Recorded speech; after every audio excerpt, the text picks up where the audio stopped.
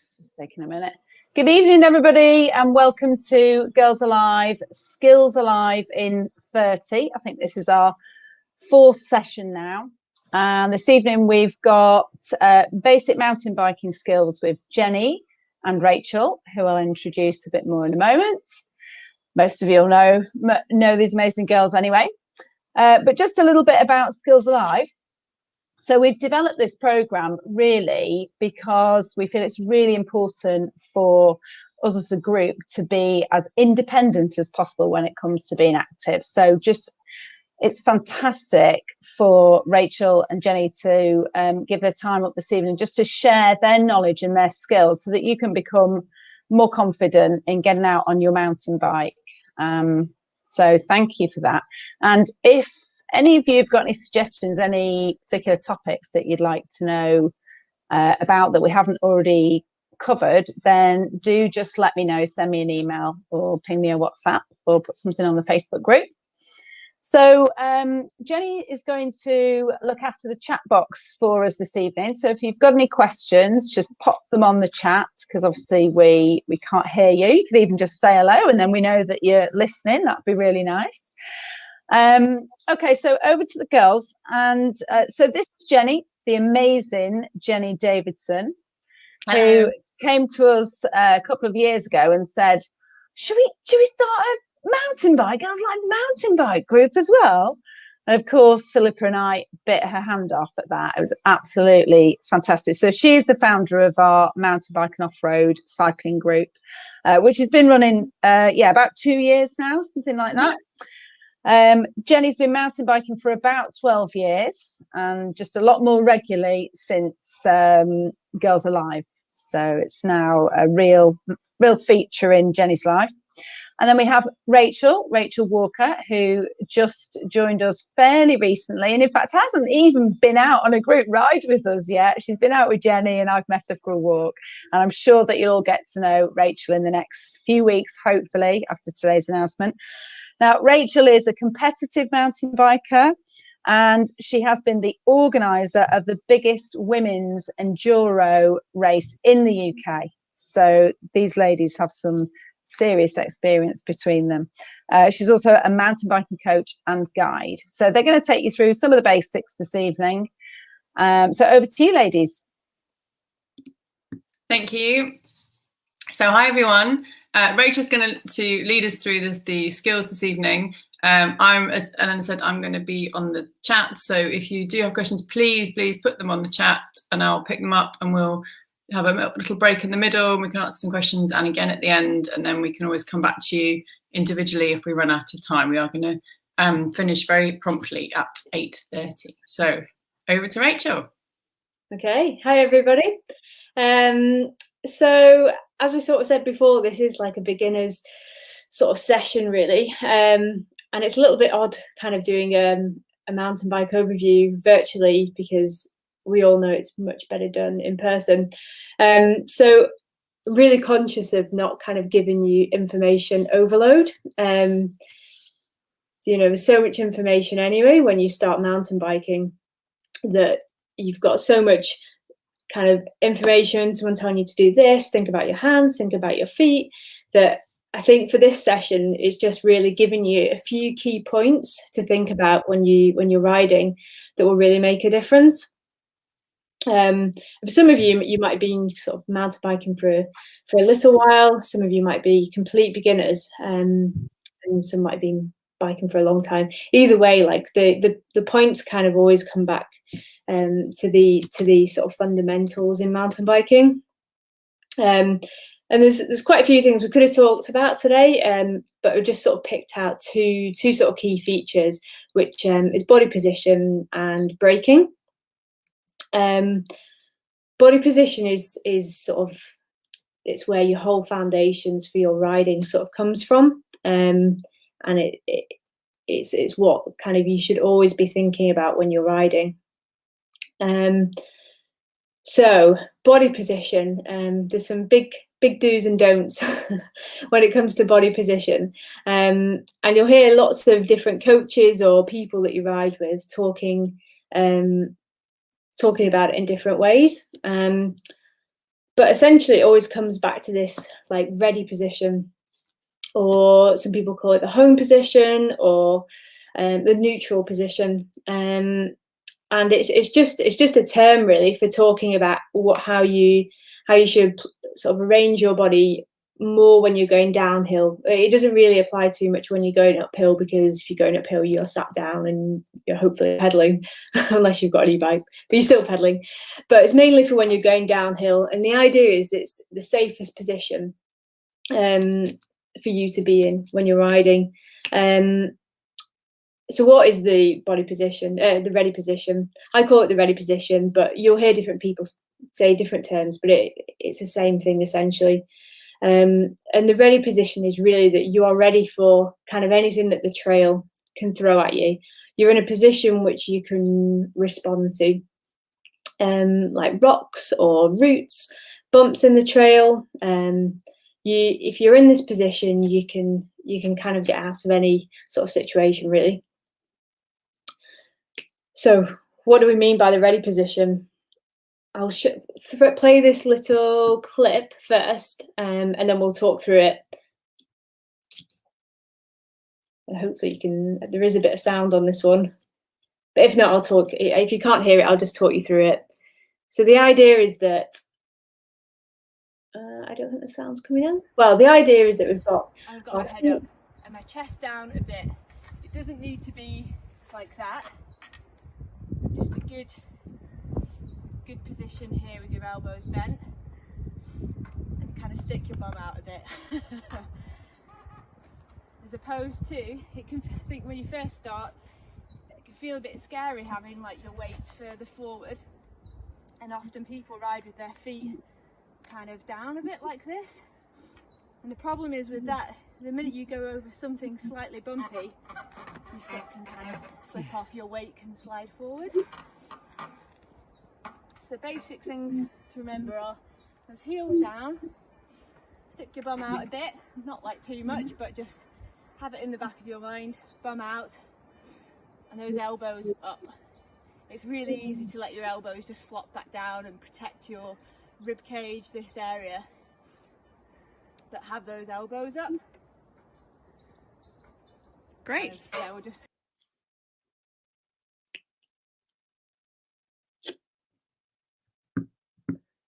Cool. So basically, it was what I was talking about in that video there. The first part is about our feet. When we're going downhill, I think some people, when they first start, they feel a bit safer if they're sat down. But we really want to be standing up when we're going downhill with our feet level. If you're sat down, you're more likely to get bunked, or your balance is all over the show, you can't react to the trail. So we want to be stood up really, feet level, which means that your weight is balanced. And we want to have our heels slightly down. You don't need your heel all the way down, but we just need like a slight bend in the heels. The idea is that you want your weight to be pushed through the pedals, so they don't slip off the pedals when you're sort of going downhill. And the other thing we talked about on that video was our elbows. A tendency for beginner riders is that we can ride like quite rigid and quite tall on the bike with our arms quite straight, or we can have our arms like quite into our body. It's almost like a natural reaction that you're kind of like hugging your body and protecting like your chest and your ribs, and it almost feels a bit safer. If you've got your elbows out, you feel a bit more exposed, but it's just about getting comfortable in that position, because that is the safest position for you to be in on your bike. And the reason really is, if you've got your elbows out, when you're going downhill, the trail's bumpy, you've got obstacles that you're coming over, and kind of your weight is being thrust around as you're riding. And if you've got your elbows bent, your weight is just going to go forward like that, and you've got all these arms here to sort of save you. But if your elbows are in, you've got sort of nowhere to go, and you're much more likely to go over the handlebars. So it's basically the safest position, and we all do it. Even no matter how long we've been riding for, you always have to remind yourself, like elbows up, elbows up. I'll go along a trail sometimes and I'm saying to myself, heels down, elbows up. And if you sort of say those two things to yourself, it almost forces you to get into that ready position. And so the other thing that we talked about on that short video there was looking ahead, having your head up. It's a real sort of natural tendency to look straight down at the trail, because you're looking at all these sort of little obstacles which are coming at you, which is totally natural. But it's kind of called the motorway effect, really. When you're driving on the motorway, if you look straight down at the road and you've got these white lines flashing towards you, it makes it feel like you're going super fast. But when you're driving, you look straight ahead, like 100 meters ahead of you, and suddenly the speed sort of slows down quite a lot. And it's the same when you're riding your bike. If you're looking down at the trail right at your front wheel, you obviously can't see what's coming up on the trail, what obstacles are coming, but it also makes it feel like you're going super fast, which can make it feel quite scary. So really you need to be looking 3 meters plus down the trail. That gives you time to react. It gives you, you can read what's coming, you can prepare your body position, and you can get ready to brake. So you really need to be looking as far down the trail as you can see, really, but a minimum of like 3 meters, really. And if you sort of keep saying to yourselves those small little things of like heels down, elbows up, it kind of naturally pushes you into this position of looking ahead, your feet down, your elbows up, and that just makes your weight much more balanced on your bike. And then just on looking at your vision as well, always remember to look where you want to go instead of what you want to avoid. So if you're going down a bit of a downhill, it's natural to look, oh God, there's some rocks, there's some roots, there's a really horrible corner coming, and your eyes are drawn to what you don't want to go over. It's a totally natural thing to do. And the more you look at something, the more likely you are to be drawn to it. All of a sudden you found yourself in that horrible rooty corner that you really didn't want to be in. Or the same if you're going through a bunch of rocks. If you look at that rock, you are pretty much likely going to go into that rock. So whilst when you're riding down the trail, you're looking straight ahead. You've seen those rocks, but you don't need to look at it because you're looking past it. You're looking where you need to go. And that's the idea of that whole motorway effect thing. Again, if you're looking further down the trail, you're more prepared for it. You don't need to look at those rocks. So yeah, don't look at what you don't look at what you want to avoid. Yeah. Fixation kind of thing. Zoe's just made a really good observation on the chat that when we went for a night ride, that obviously you can only see what your head torches are looking at. So it was really good example of, you know, of looking further ahead, looking up, because if you're just looking down, the torch is pointing down, you can't see anything. And yeah. It was really helpful reminder. It's a really good way to sort of improve your riding as well, because if you have just got a torch on your helmet, you'll ride where you're looking instead of these little obstacles, because you basically can't see them. So it really teaches you to look further ahead as well. Yeah. Yeah, and I think the overriding kind of thing really with the ready position or your body position is try and relax. It's way easier to say that's one of those things that it's, you know, someone tells you it, but when you first start riding, it's really scary. You've got all these different things you need to think about. You've got these gears, these brakes, these obstacles, but try and relax, because your body is the best sort of suspension or for you. I once got taught that the best riding is to ride a hardtail first. So that's a bike without suspension, because your body is the best it's your best tool. if you can learn to ride moving your body around and moving your body position and being ready for anything on the trail, if you then ride a bike with front suspension and rear suspension, you sort of that's kind of like the easy part. Your bike can get you out of trouble then, but it's really good to learn how to just use your body and use that sort of ready position and know that you can get yourself out of a situation. So that's kind of all I'm going to say. There's a lot more to it on body position, but there's too much information really just to sort of talk at you, instead of if you were on the trail, it'd be much easier to explain these things.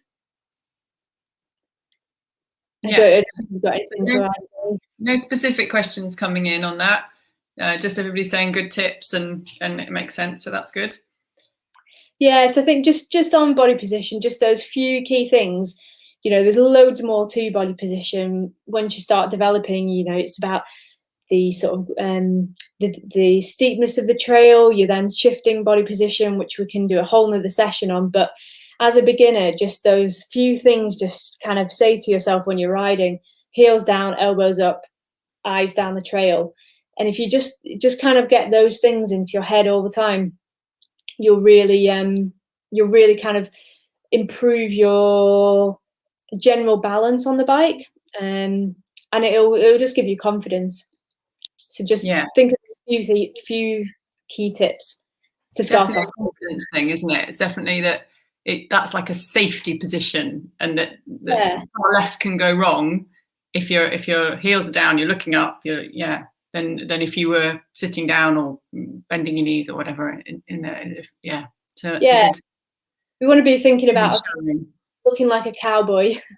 That's what I thought once. You're walking like with your sort of not legs out, but you don't want your knees poking into the frame, because if your knees are sort of going inwards, your balance is all over the show and your arms out. So think about that cowboy kind of walk.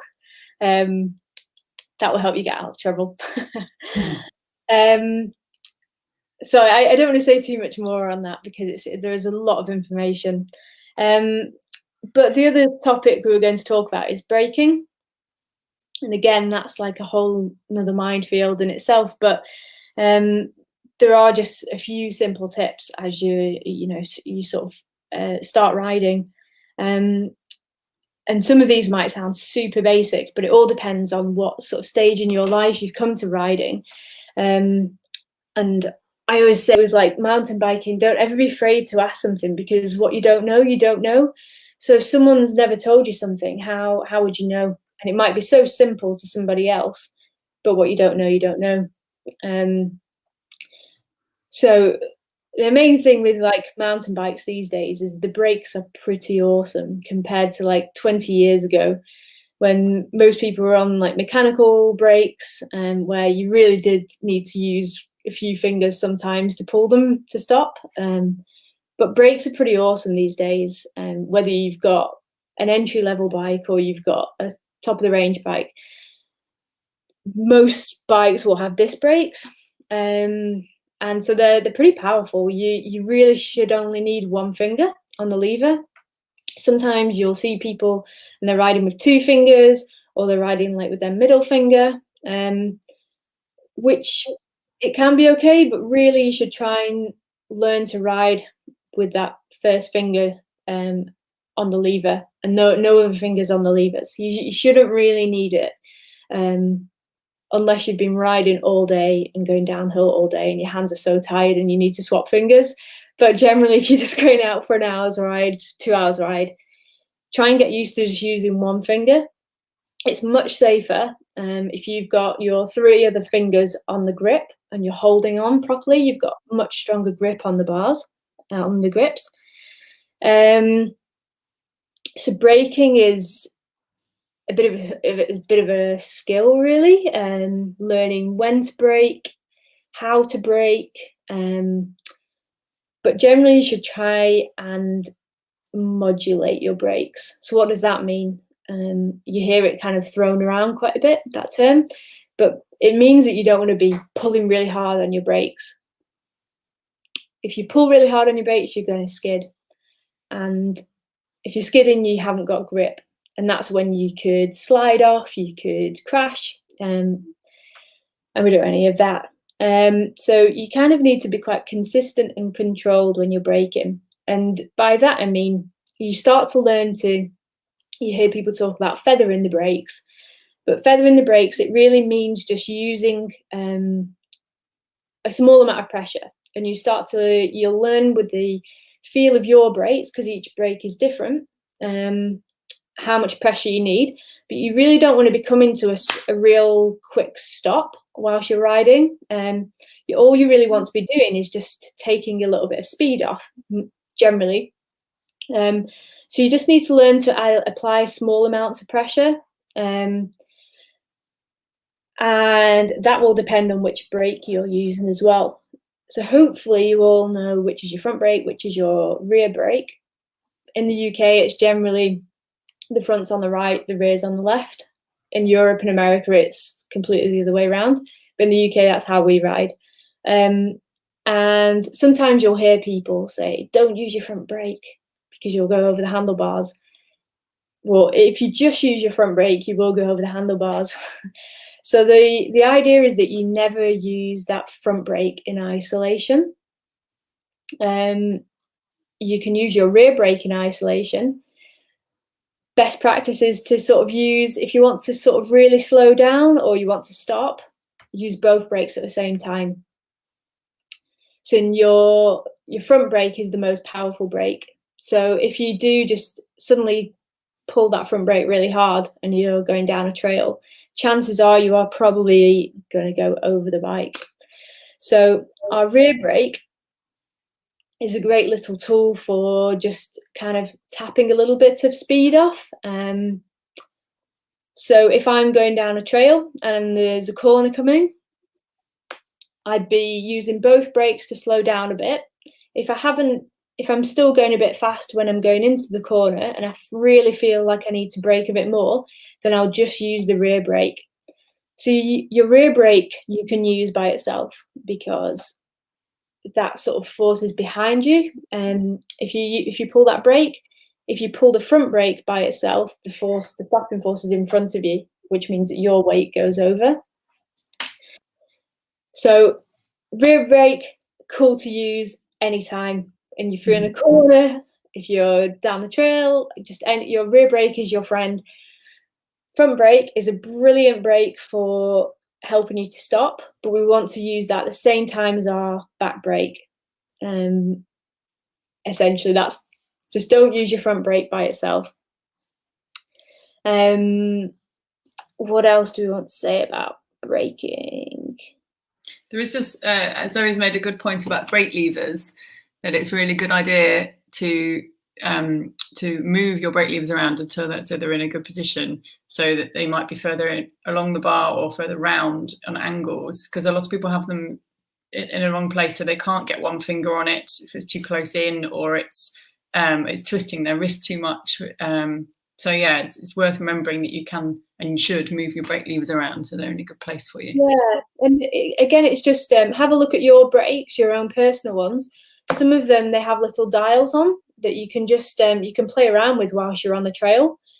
You can move the lever closer in or further out, depending on your hand size or your preference of how it feels. Some of them you might need a tool to adjust it. So just check your own brakes. And there's really no right or wrong way on the position of like the angle of the brake. It's very much about preference. Like my partner has his brakes quite further down. I have mine further up. It really is a preference sort of thing. So again, just play around and see what works for you. Some of it will depend sometimes on what kind of riding you progress to do. If you do more steeper stuff or cross country sort of stuff, and you can play around with your setup. And then with the other thing to remember is momentum is your friend. So as scary as it can be sometimes when you're riding, like I said before, a moving tire is a grippy tire. So it's a really hard concept to get your head around sometimes. but momentum is your friend. So sometimes the slower you go over obstacles, the harder it is. And a little bit of momentum, going over some rocky bits or some routes, really will help you. So it's something to remember when you're slowing down, you're braking, that you don't want to be going too slow. A little bit of momentum will really help you. And that's just something that you'll get to with practice and experience. But again, it's hard to sort of say these things as you're on screen instead of on the trail. That's kind of all I really want to cover on. I think there's quite a bit of information to try and remember. Yeah, I can't see any. There's only one specific question about angles of brakes, and I think we've covered that it is quite a personal choice and you need to experiment with it. If anyone has any further questions, then do put them on, and we can always come back to you later, or we can put them out later if we can't take them out now, anything specific. Otherwise, thank you very much, Rachel. That was awesome. If anyone has any questions, always feel free to just drop me a message on Facebook, but hopefully we can go riding soon in groups. It'd be much easier to talk through some of these points on the trail. Yeah, fingers crossed. Won't be long. Yeah, a few more weeks. Yeah. I think you're on mute, Eleanor. There we go. Yeah. I'm back. Thank you so much for that. That was really brilliant for total non-mountain bikers as well, like me. Gave me some really good basics. Did you want to show the other video, Rachel? Or I think we're okay. Yeah. Covered it. Yeah. Okay. Awesome. And there were good announcements, weren't they, today by the government? And hopefully, fingers crossed, it might mean that we'll be able to go out again in small groups at the end of March. But we'll, of course, keep you posted on all of that. Thank you so much, Rachel and Jenny. That was really brilliant. And like Jenny said, if you've got any more questions at all, just pop them on the Facebook, because this video will now remain on Facebook. So just pop them under the post on Facebook or on YouTube, and we'll pick them up there. All right. Thanks a lot. Take care, ladies. See you soon. Bye.